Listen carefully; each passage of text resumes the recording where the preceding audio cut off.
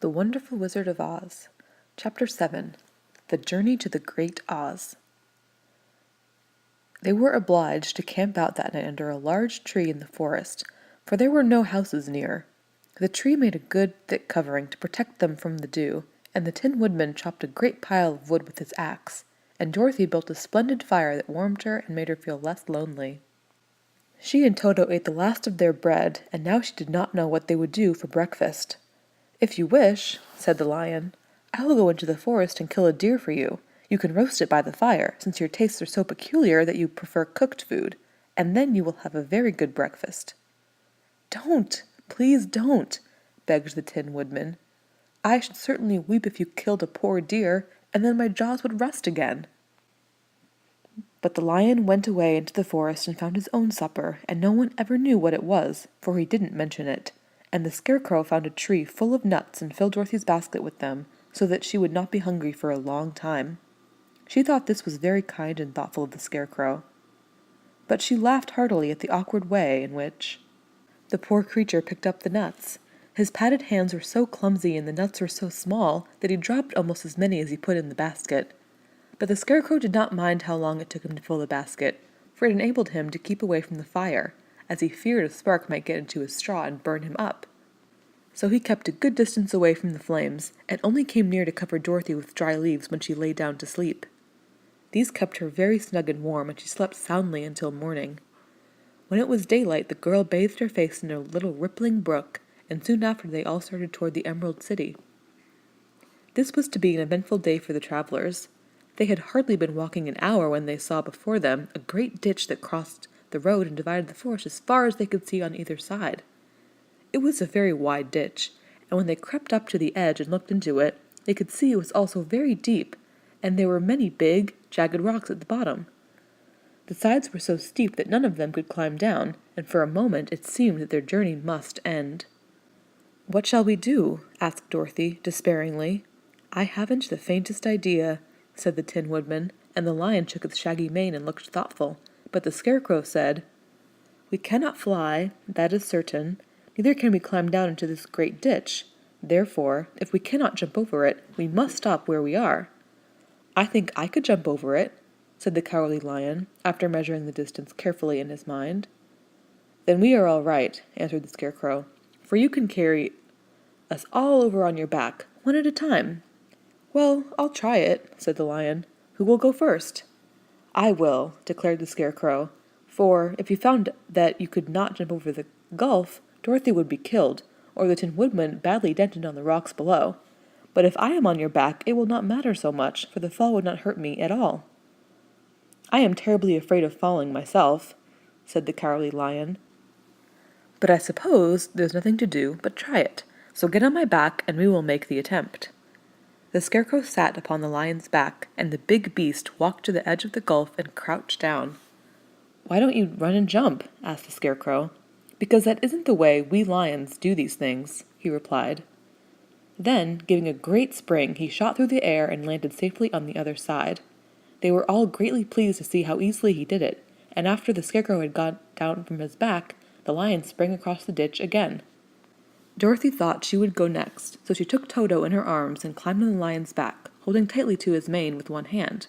The next moment it seemed as if she was flying through the air, and then, before she had time to think about it, she was safe on the other side.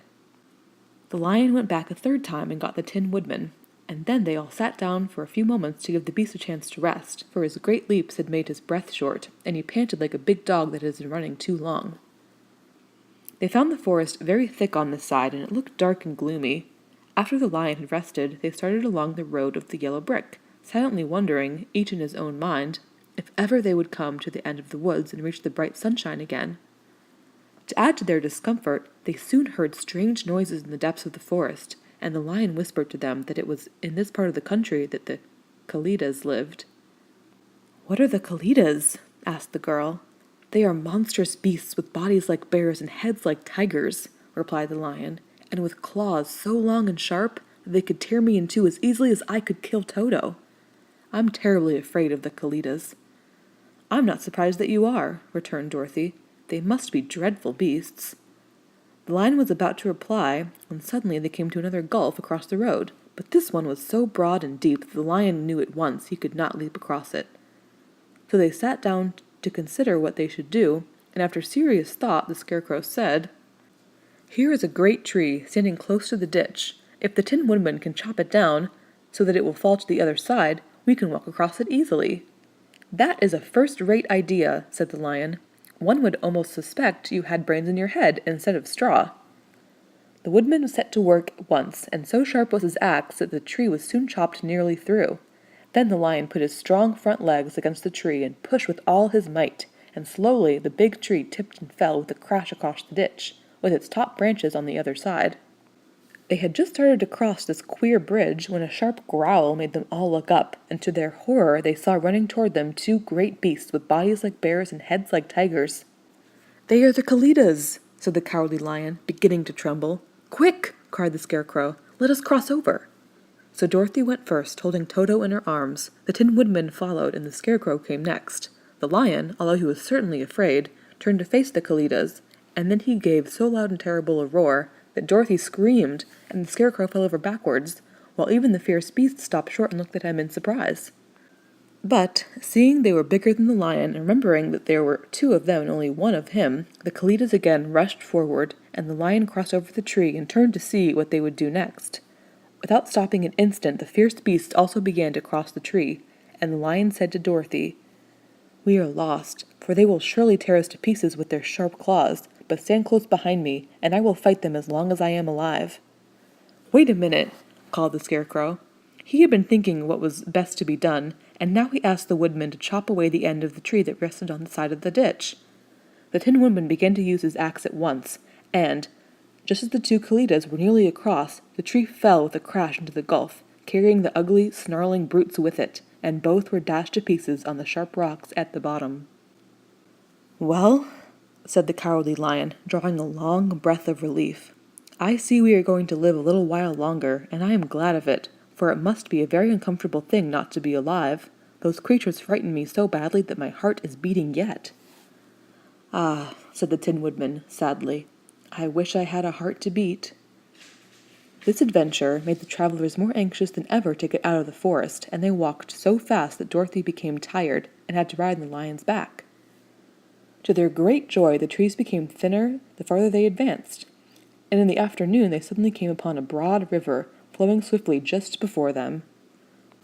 On the other side of the water, they could see the road of the yellow brick running through a beautiful country, with green meadows dotted with bright flowers, and all the road bordered with the trees hanging full of delicious fruits. They were greatly pleased to see this delightful country before them. "How shall we cross the river?" asked Dorothy. "That is easily done," replied the Scarecrow. "The Tin Woodman must build us a raft, so we can float to the other side."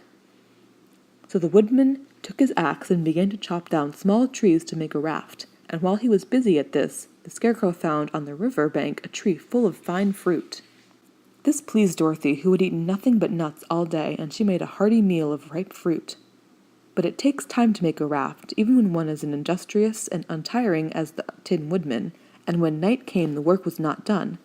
So they found a cozy place under the trees, where they slept well until morning, and Dorothy dreamed of the Emerald City and of the good Wizard of Oz, who would soon send her back to her own home again.